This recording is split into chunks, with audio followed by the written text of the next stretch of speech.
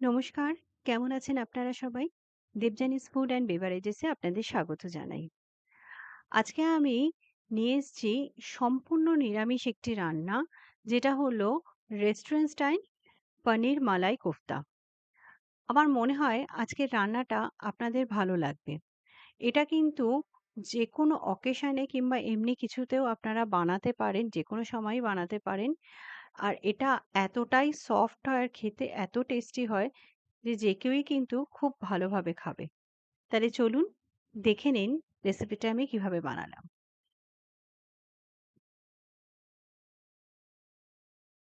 এটা বানানোর জন্য আমি এখানে নিয়ে নিয়েছি পনির গ্রেট করে। আমি এখানে 230 গ্রাম মতো পনির নিয়েছি।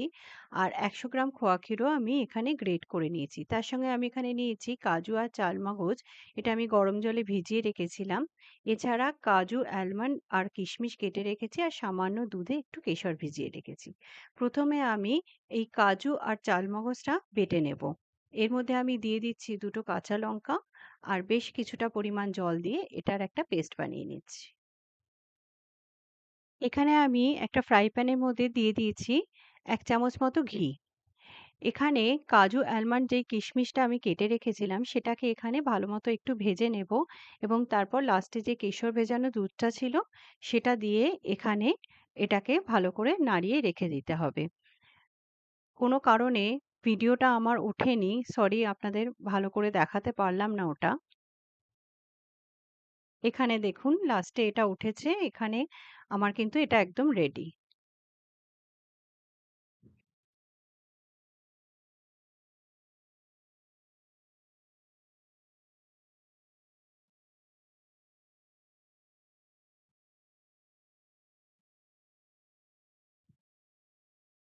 এবার ওই প্যানের মধ্যে আমি দিয়ে দিচ্ছি আরো ১ চামচ মতো ঘি।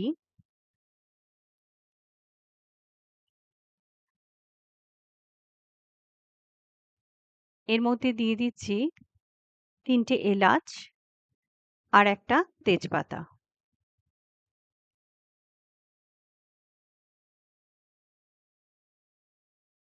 এটা একটু হালকা ভেজে নিয়ে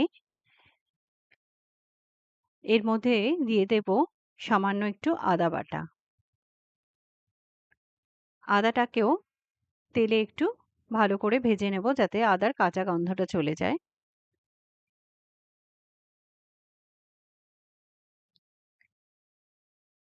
এবার কাজু আর চালমগজের যে পেস্টটা আমি বানিয়ে রেখেছিলাম সেটাকে এর মধ্যে দিয়ে দিচ্ছি।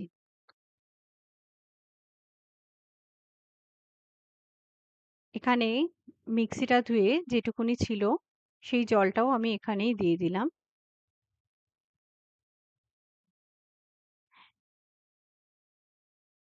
এটাকে একটু ফুটতে দেব। এটা কিন্তু ফুটে উঠেছে।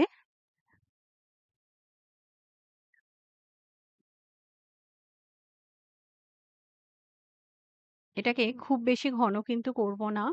এখানে আমি ২ টেবিল স্পুন মতো একটু টক দই ফেটিয়ে রেখেছিলাম। সেটাও আমি এরই সাথে মিক্স করে আরেকবার এটা একটু ফুটিয়ে নেব।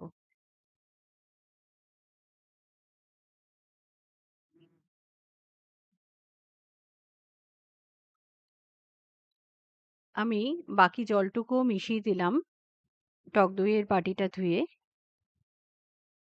ওটা আমার ফুটে গেছিল ভালো করে। এবার আমি ওটাকে নাবিয়ে রেখেছি। এখানে এবার আমি পনিরটা নিয়ে নিচ্ছি, যেই পনিরের বলটা আমি বানাবো। এখানে পনিরটা আমি একটা ম্যাটের মধ্যে নিয়েছি। আপনারা চাইলে কোনো বড় জায়গায় নিতে পারেন। তার মধ্যে আমি দিয়ে দিলাম যে খোয়া ক্ষীরটা ছিল তার অর্ধেকটা খোয়া ক্ষীর আমি এখানে মিশিয়ে দিলাম। এর মধ্যে আমি দিয়ে দিচ্ছি ২ টেবিল স্পুন মতো কর্নফ্লাওয়ার। দিয়ে দিচ্ছি সামান্য একটু এলাচ গুঁড়ো। এখানে দিয়ে দিচ্ছি আমি সামান্য একটু হোয়াইট পেপার পাউডার, মানে যেটা হচ্ছে সাদা মরিচের গুঁড়ো। আর দিয়ে দিচ্ছি পরিমাণ মতো নুন।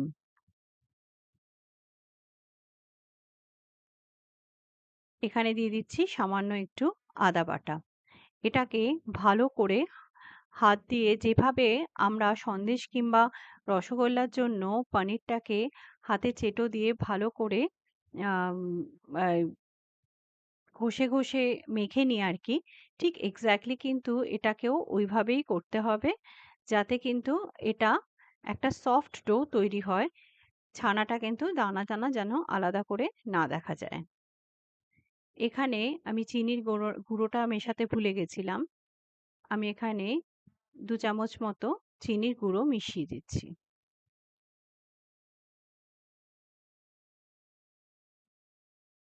এবার এটাকে একদম চেপে, চেপে একটা একদম স্মুথ সফট ডো বানাতে হবে।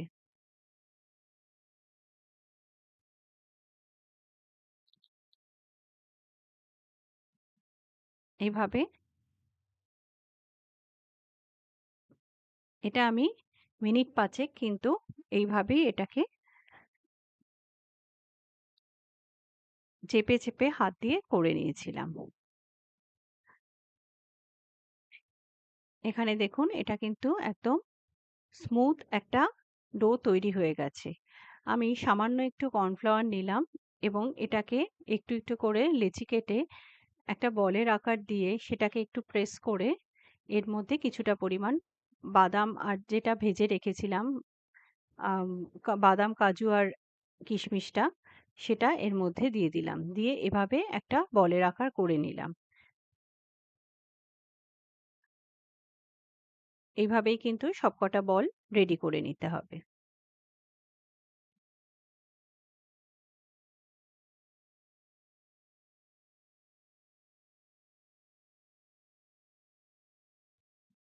দেখুন ঠিক এক্সাক্টলি এরকমভাবে প্রত্যেকটা বল গড়ে নিতে হবে। আমি একটু বড় সাইজ করেছি, আপনারা চাইলে কিন্তু ছোট সাইজও করতে পারেন।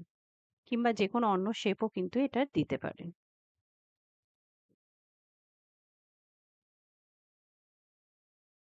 এখানে আমার সবকটা বল কিন্তু রেডি হয়ে গেছে। এবার এটাকে ভাজার পালা। এখানে আমি তেলটাকে মিডিয়াম গরম করে নিয়েছি। খুব বেশি গরম কিন্তু এটা হবে না।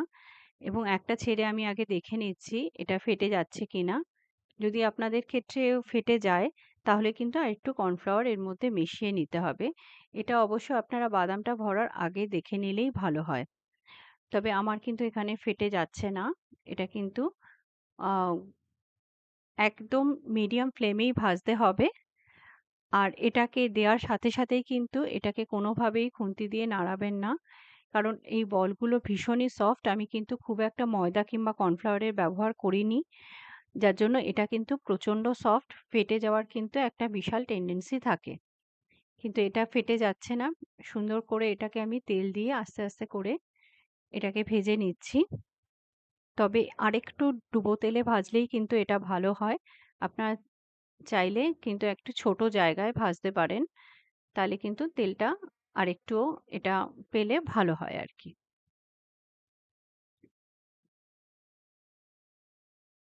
এখানে আমি সাইড থেকে এভাবে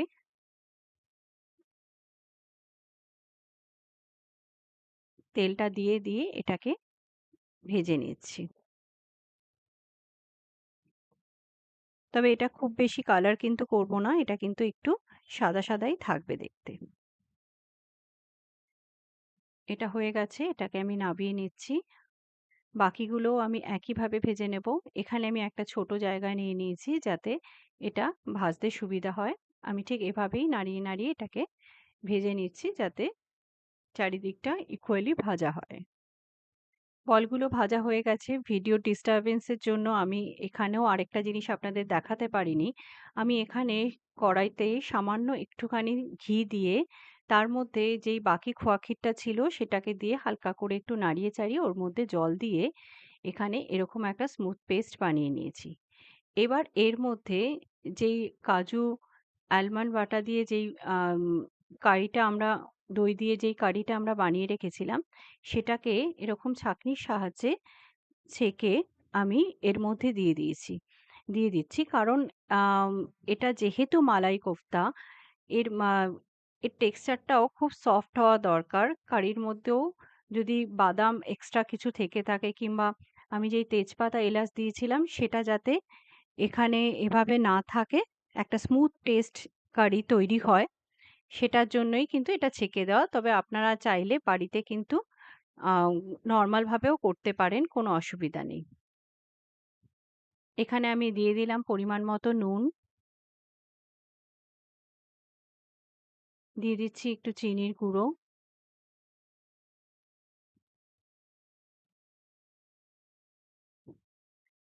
এখানে আমি দিয়ে দিচ্ছি সামান্য একটু এলাচ গুঁড়ো, একটু হোয়াইট পেপার পাউডার।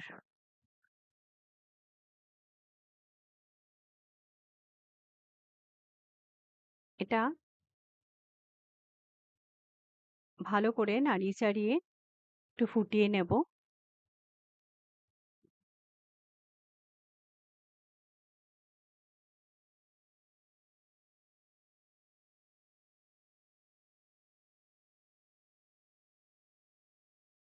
এটা কিন্তু ফুটে গেছে। আমি একটু নুন মিষ্টিটা চেক করে নিচ্ছি যে সব ঠিক আছে কিনা। এটা কিন্তু সব ঠিকই আছে। এবার এই ছানার বলগুলোকে একটা ছুরি দিয়ে জাস্ট একটু প্রিক করে আমি এর মধ্যে দিয়ে দিচ্ছি, যাতে ভেতর অবধি কারিটা কিন্তু ঢুকে যায়। সবকটা বল এভাবেই দিয়ে দিলাম। তবে খুব বেশিক্ষণ না, এটা ৩-৪ মিনিট আর ফোটাতে হবে। খুব বেশিক্ষণ, যেহেতু এটা খুব সফট হয়েছে বলগুলো, খুব বেশি ফোটালে কিন্তু এটা ফেটে যেতে পারে।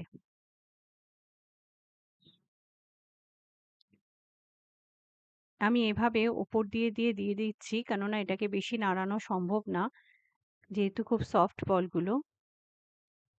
আর কারিটা যেন ভেতর অবধি সুন্দরভাবে ঢুকে যায়, চারিদিকটা ভালো মতো নরম হয়ে যায়, সেই জন্য আমি এভাবে হাতা দিয়ে এটাকে তুলে দিচ্ছি। এবার আমি ওপর দিয়ে দিচ্ছি কিছুটা পরিমাণ ফ্রেশ ক্রিম, আর এখানে দিয়ে দিচ্ছি কিছুটা পরিমাণ কসুরি মেথি। আরেকবার এটাকে ভালো করে একটু ফুটিয়ে নেব। ব্যাস, তাহলেই কিন্তু রান্না আমার একদমই রেডি হয়ে যাবে।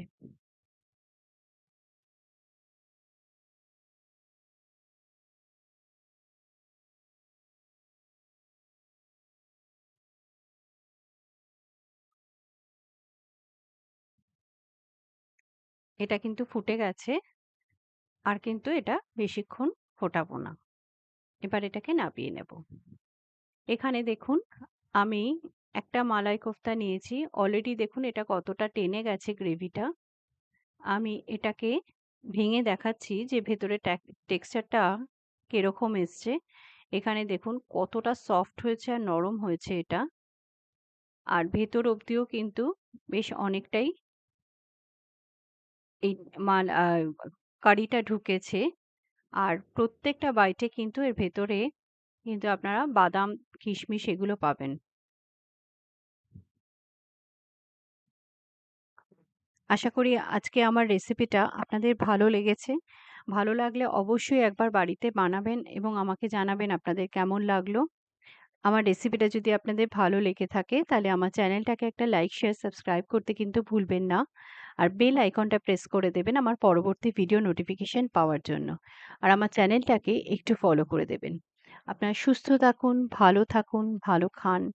ধন্যবাদ।